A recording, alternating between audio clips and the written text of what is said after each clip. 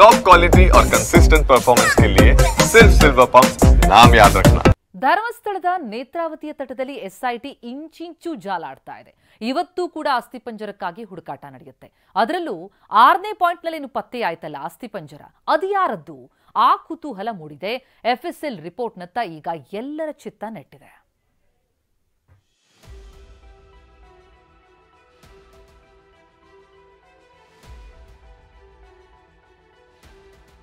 ಬಯಲಾಗುತ್ತಾ 6ನೇ ಪಾಯಿಂಟ್ನಲ್ಲಿ ಸಿಕ್ಕ ಮೂಳೆಗಳ ರಹಸ್ಯ. ವಿಧಿವಿಜ್ಞಾನ ಪ್ರಯೋಗಾಲಯ ವರದಿಯತ್ತ ಎಲ್ಲರ ಚಿತ್ತ.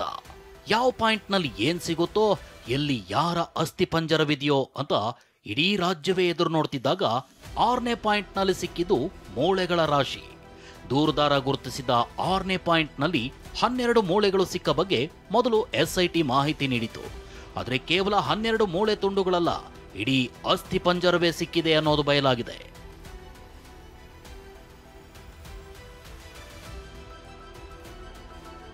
ಸಂಪೂರ್ಣ ಅಸ್ಥಿಪಂಜರ ತೆಗೆದ ಸಿಬ್ಬಂದಿ ಅನಾಟಮಿಕಲ್ ಪೊಸಿಷನ್ ಅಲ್ಲಿಟ್ಟು, ಅಂದ್ರೆ ಮನುಷ್ಯನ ದೇಹ ರಚನೆ ಇರೋ ರೀತಿಯಲ್ಲಿಟ್ಟು ಮಹಜರು ಮಾಡಲಾಗಿದೆ.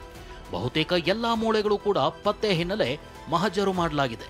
ಸದ್ಯ ಈ ಅಸ್ಥಿಪಂಜರವನ್ನ ಉಡುಪಿಯ ಕೆಎಂಸಿ ಆಸ್ಪತ್ರೆಗೆ ತಲುಪಿಸಲಾಗಿದೆ.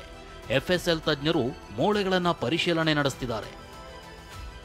ವಿಧಿವಿಜ್ಞಾನ ವರದಿ ಬಂದ ಬಳಿಕ ಶುರುವಾಗುತ್ತೆ ಅಸಲಿ ತನಿಖೆ. ಅಸ್ಥಿಪಂಜರ ಸಿಕ್ಕ ಮಾತ್ರಕ್ಕೆ ಪ್ರಕರಣ ಭೇದಿಸಿದಂತೆ ಆಗಲ್ಲ. ವಿಧಿವಿಜ್ಞಾನ ಪ್ರಯೋಗಾಲಯದಲ್ಲಿ ಪರೀಕ್ಷೆ, ವಿಶ್ಲೇಷಣೆ ಮಾಡಲಾಗುತ್ತೆ. ಮೂಳೆ ಮೇಲೆ ಯಾವುದಾದ್ರೂ ಪೆಟ್ಟು ಬಿದ್ದಿದೆಯಾ ಅನ್ನೋದನ್ನ ಪತ್ತೆ ಮಾಡಲಾಗುತ್ತೆ. ಅಲ್ಲದೆ ಮನುಷ್ಯನ ಸಾವಿಗೆ ಅಸಲಿ ಕಾರಣ ತಿಳಿಯಬಹುದು ಅಂತ ಎಫ್ಎಸ್ಎಲ್ ತಜ್ಞ ದಿನೇಶ್ ರಾವ್ ತಿಳಿಸಿದ್ದಾರೆ. ಎಲ್ಲಿ ಮಣಿಪಾಲ್ನಲ್ಲಿ ಏನಿದೆ ಅದು ಒಂದು ಸಣ್ಣ ಪ್ರಕ್ರಿಯೆ ಮಾತ್ರ. ಅದ ನಂತರ ಪೊಲೀಸ್ ಪ್ರಕ್ರಿಯೆ ತುಂಬಾ ಜಾಸ್ತಿ ಇದೆ. ನಿಯರ್ಲಿ ಮಣಿಪಾಲ್ ಡಾಕ್ಟರ್, ನಮ್ಮ ಡಾಕ್ಟರ್ಗಳಲ್ಲಿ ಮಾಡ್ತಕ್ಕಂಥ ಪ್ರಕ್ರಿಯೆ ಅರೌಂಡ್ 20% ಅಷ್ಟೇ. 80% is something big which only the police can do. So ಅದನ್ನ evidences, tracing the family members, correlation, ಮತ್ತೆ ಇದು all are very very important to put up the case in the court. ಕೊಲೆ ಮಾಡಿರೋ ದೇಹಗಳನ್ನ ಹೂತು ಹಾಕಿದ್ದೀನಿ ಅಂತ ದೂರುದಾರ ಆರೋಪಿಸಿದ್ದಾನೆ. ಹೀಗಾಗಿ ಸಿಕ್ಕಿರೋ ಅಸ್ಥಿಪಂಜರ ಮರಣೋತ್ತರ ಪರೀಕ್ಷೆ ಆಗಿದೆಯಾ ಇಲ್ವಾ ಅನ್ನೋದನ್ನ ಪರಿಶೀಲಿಸಲಾಗುತ್ತೆ.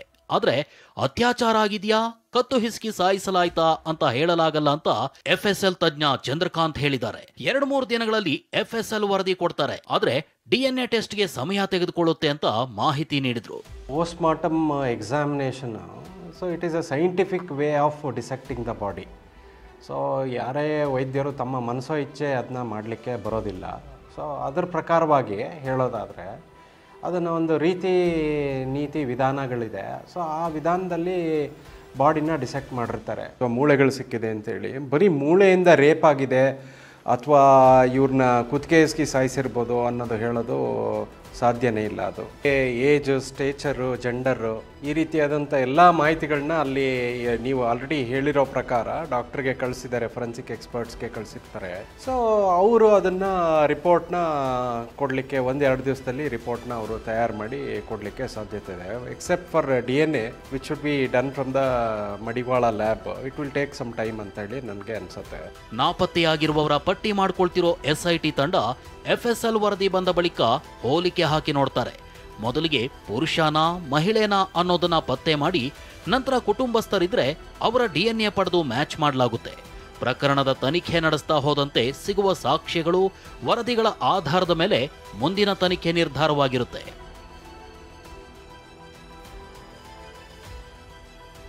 ಹೆಣ ಎಲ್ಲಿ ಹೂತು ಹಾಕಲಾಗಿದೆ ಅಂತ ನೆನಪಿರೋ ವ್ಯಕ್ತಿಗೆ ಹೆಣ ಯಾರದ್ದು, ಯಾವ ಸ್ಥಿತಿಯಲ್ಲಿತ್ತು ಅನ್ನೋ ಮಾಹಿತಿ ಪಕ್ಕಾ ಇರುತ್ತೆ. ಇದೇ ಕಾರಣಕ್ಕೆ ದೂರುದಾರನನ್ನ ಸ್ಥಳದಲ್ಲೇ ವಿಚಾರಣೆ ನಡೆಸಲಾಗಿದೆ. ದೂರುದಾರನ ಹೇಳಿಕೆ ಆಧರಿಸಿ ಬೆಳ್ತಂಗಡಿ ಠಾಣೆಯಲ್ಲಿ ಹಳೆ ದಾಖಲೆ ಕೆದಕಲಾಗಿದೆ. ಮಿಸ್ಸಿಂಗ್ ಪ್ರಕರಣಗಳಿಗೆ ತಾಳೆ ಹಾಕಿ ನೋಡ್ತಿದ್ದಾರೆ. ಎಫ್ಎಸ್ಎಲ್ ವರದಿ ಬರೋ ಮುನ್ನವೇ ಅಸ್ಥಿಪಂಜರ ಯಾರದ್ದು ಅನ್ನೋ ಸತ್ಯ ಬಯಲಾಗೋ ಸಾಧ್ಯತೆ ಇದೆ. Bureau report, TV9.